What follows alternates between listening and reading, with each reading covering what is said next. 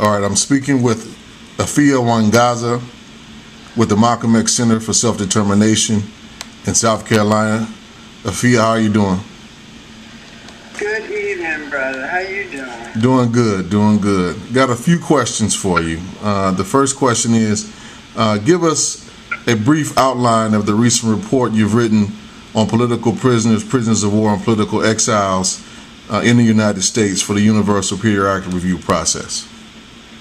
The report regarding political prisoners, prisoners of war, and exiles, first of all, puts political prisoners, prisoners of war, and exiles within the construct of the struggle for self-determination of African or Black people in the United States.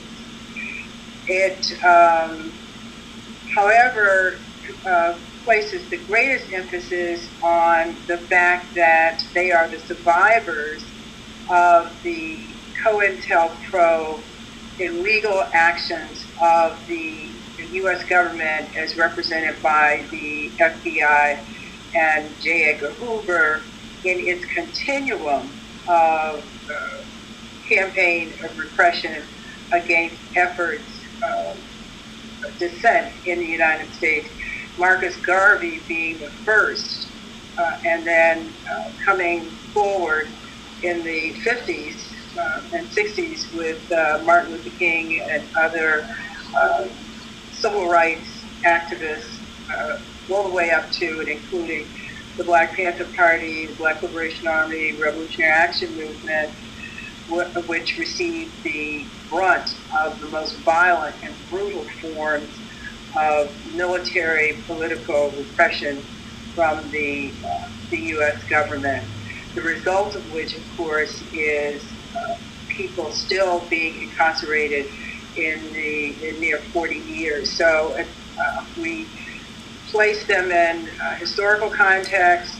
We talk about the fact that they represent the second wing of a two-winged bird, one being direct action and the other being armed resistance, and a wide range of activities and commitment between the two. And that while the Obama administration is prepared to glorify one wing of the struggle, it is silent and indeed has criminalized and discounted the second wing of the struggle, which both of which worked together and were essential to creating the path that led to Obama being elected, Eric Holder being appointed, and the two past African secretaries of state to which the report refers, as well as Hillary Clinton and Madeleine Albright before her. So we paved the way for the disenfranchised in this country to be incorporated on one hand and to collaborate on the other, so that we struggle now to complete the business that was started 40 years ago. And in setting forth the report, we make that linkage and make that demand. Mm-hmm. Now, you spoke a bit about the history and the context, particularly going back to now that some of our political prisoners and prisoners of war specifically, and also some of our exiles, have been separated from their communities for well over 40 years. And we've been raising some of these issues for that long and longer, and yet the United States government is still insisting that there are no political prisoners or prisoners of war or political exiles from the United States. Why do you think it's so insistent on holding on to this position?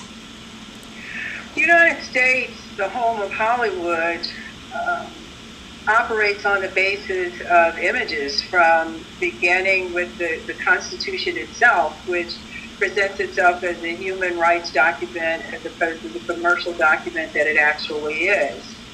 It holds itself out to the rest of the world as the standard bearer for human rights, and by sending a black male, Eric Holder, the chief law enforcement officer of the government, and a white woman, Hillary Clinton, as the Secretary of State, the chief diplomat for the country, it presents to the world the myth that issues of race and gender have been addressed, and other issues like sexual orientation and material access to material comfort, healthcare, education are being addressed, and that they were addressed as a result of the so-called Negro Revolution, as opposed to the tumultuous struggles for independence that all other